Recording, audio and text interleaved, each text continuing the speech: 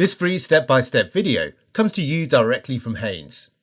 You can complete more than 200 jobs on this vehicle when you purchase the complete Haynes online manual at haynes.com. Pull the wiper arm away from the screen, then slide the lock forwards and detach the blade from the arm.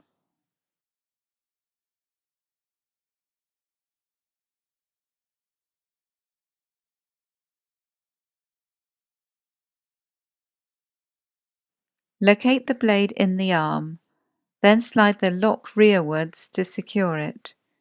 Gently lower the blade back down to the windscreen.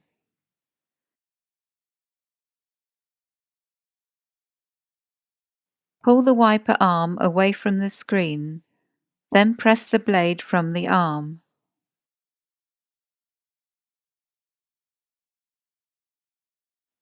Align the blade pivot pin with the catch in the arm, then press the blade firmly into place.